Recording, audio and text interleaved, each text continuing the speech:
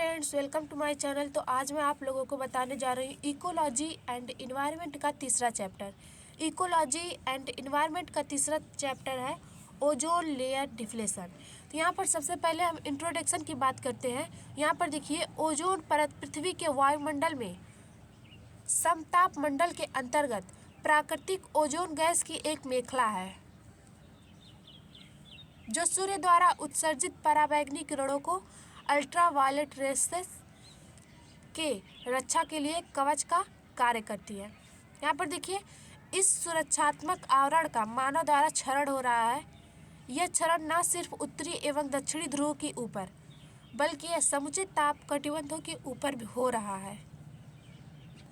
यहाँ पर क्या है, ओजोन परत, यह जो है ओजोन परत में समताप मंडल कौन सा होता है? ये पृथ्वी की सबसे ऊपरी परत होती है और प्राकृतिक ओजोन गैस की एक मेखला है। ये जो कि सूर्य के रोशनी से ही इसका निर्माण होता है ओजोन का, और यह सूर्य के पराबैंगनी किरणों को रोकती है, मतलब ये पृथ्वी पर नहीं आने देती है।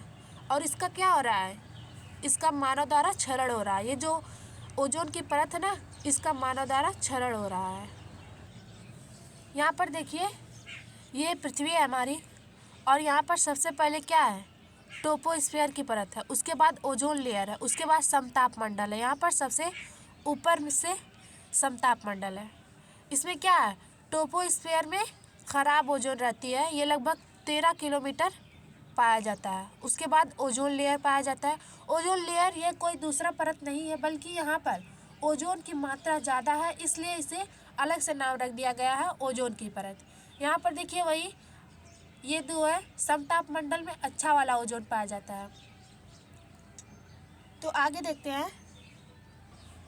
यहाँ पर देखिए, ओजोन का अधिकांश भाग करीब 90% समताप मंडल की निचली परत में 15 से 30 किमी के बीच में पाया जाता है। यहाँ पर अभी हमने आपको बताया ना, ओजोन लेयर जो कि जहाँ पर ओजोन की मात्रा ज़्यादा पाई जाती है।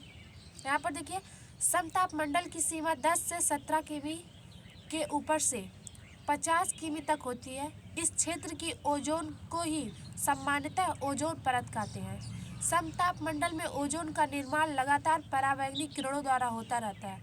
यहाँ पर देखिए कि ओजोन का निर्माण लगातार पराबैंगनी किरणों द्वारा होता रहता है। यहाँ पर देखिए पराबैंगनी किरणों, और यहाँ पर ऑक्सीजन और पराबैंगनी किरणें जब मिलती है तो अल्ट्रावायलेट सी से क्रिया करके वह ओजोन का निर्माण कर देती है। आगे देखते हैं। यहाँ पर देखिए, ये हमारी पृथ्वी है और यह सूर्य है, और ये क्या है? ओजोन लेयर है। यहाँ पर सूर्य से कितनी रोशनी निकलती है? 3 रोशनी निकलती है, अल्ट्रावायलेट ए, अल्ट्रावायलेट बी और अल्ट्रावायलेट सी। अब यहाँ पर हम देखते हैं कौन सी रोशनी क्या करती है। सबसे पहले देखते हैं अल्ट्रावायलेट ए। अल्ट्रावायलेट ए ये अच्छी रोशनी होती है, और ये इसे ओजोन लेयर रोकता नहीं है, और यह सीधे पृथ्वी पर आ जाती है। इसमें ज़्यादा तरंग दैर्घ्य होते हैं, और इसमें क्या होता है? मानव त्वचा के लिए अच्छा होता है, क्योंकि यह विटामिन डी का निर्माण करता है। और वही देखिए अल्ट्रावायलेट बी जो कि ओजोन परत से टकराता है, और वह पृथ्वी तक आते आते लगभग ख़त्म हो जाता है, क्योंकि अल्ट्रावायलेट बी को ओजोन लेयर रोक लेता है। और ये क्या है? यही कहलाता है हानिकारक पराबैंगनी किरणें। और वही देखिए अल्ट्रावायलेट सी ये घातक होता है, और इसकी तरंग दैर्घ्य बहुत ही धीरे होती है, और ये इसकी मतलब कि ये ओजोन लेयर को भी नहीं ढक पाता है। और यही अल्ट्रावायलेट सी है जो कि ओजोन का निर्माण करता है। यहाँ पर देखिए, अल्ट्रावायलेट सी ही ओजोन का निर्माण करता है। यहाँ पर हम आगे देखते हैं। यहाँ पर देखिए, समताप मंडल का ओजोन अच्छा ओजोन कहलाता है, क्योंकि यह सूर्य की हानिकारक पराबैंगनी किरणों को 95% अवशोषित कर पृथ्वी पर जीवन की रक्षा करता है। इसलिए इसे पृथ्वी का रक्षा कवच या पृथ्वी का छाता कहते हैं। ये क्या कह रहा है? यहाँ पर देखिए, यह कह रहा है कि समताप मंडल का ओजोन अच्छा ओजोन कहलाता है। मतलब जो सबसे पहला लेयर है समताप मंडल, उसका अच्छा वह ओजोन अच्छा ओजोन कहलाता है, क्योंकि सूर्य के हानिकारक पराबैंगनी किरणों को 95% तक अवशोषित कर लेता है, पृथ्वी पर जीवन की रक्षा करता है। यह क्या करता है समताप मंडल? सूर्य की जो हानिकारक पराबैंगनी किरणें होती है, जो अल्ट्रावायलेट बी होती है, उसे क्या करता है? यह 95% तक अवशोषित कर लेता है, रोक लेता है, उसे पृथ्वी पर नहीं आने देता है, और इसलिए इसे क्या कहते हैं? पृथ्वी का रक्षा कवच या पृथ्वी का छाता कहते हैं। तो आगे देखते हैं हम क्षोभ मंडल, ट्रोपोस्फियर। यहाँ पर देखिए, इस वायुमंडल में ओजोन की बाकी भाग 10% पाया जाता है, जो वायुमंडल का निचला स्तर है। क्षोभ मंडल का ओजोन बुरा ओजोन कहलाता है, क्योंकि यह वायु को प्रदूषित करता है एवं स्माग के निर्माण में मदद करता है, जो श्वास के लिए अच्छा नहीं होता। ये क्या कह रहा है क्षोभ मंडल? क्षोभ मंडल में इस मंडल में ओजोन की बाकी भाग 10% पाया जाता है। ये क्या है? इसमें ओजोन का बाकी 10% भाग क्षोभ मंडल में पाया जाता है, जो कि यह वायुमंडल का निचला स्तर है। यह पृथ्वी के सबसे ऊपर और ऊपर से सबसे निचला स्तर है, और क्षोभ मंडल का ओजोन बुरा ओजोन कहलाता है।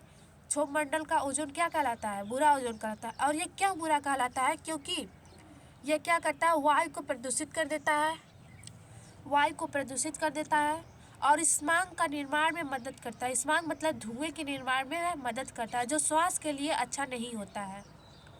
तो हम आगे देखते हैं। यहाँ पर देखिए, इसे हम मैप के थ्रू समझते हैं, फिगर के थ्रू।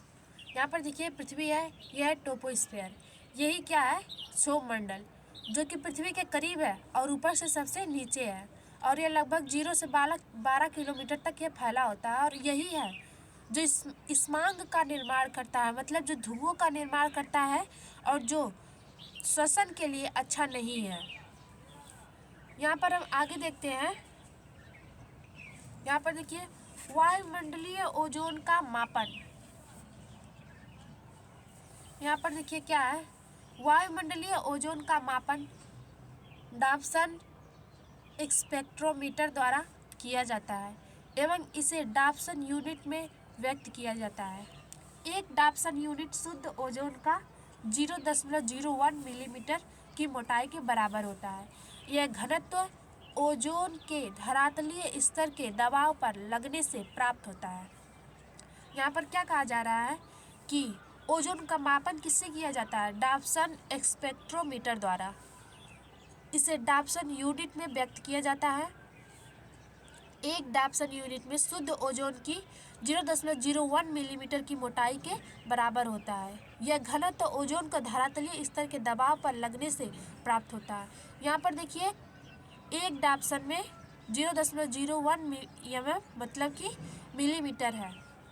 जनरल मोटाई, अगर इसकी ओजोन की बात किया जाए जनरली, तो वह 300 डाप्सन होता है, 300 डाप्सन। लेकिन अगर वह 220 डाप्सन से नीचे है, 220 डाप्सन से नीचे है, तो मतलब कि ओजोन का वहाँ पर क्षरण हो रहा है। यहाँ पर देखिए आगे, यहाँ पर देखिए वायुमंडलीय ओजोन को निम्न मापकों द्वारा मापा जाता है। यहाँ पर ओजोन को कितने मापकों द्वारा मापा जाता है? 3 मापकों द्वारा। पहला है डाप्सन स्पेक्ट्रोमीटर, दूसरा फिल्टर ओजोन मीटर, और तीसरा टोटल ओजोन मैपिंग स्पेक्ट्रोमीटर। तो यहाँ पर हम आगे देखते हैं, आगे हम अगले वीडियो में देखेंगे। तब तक के लिए जय हिंद।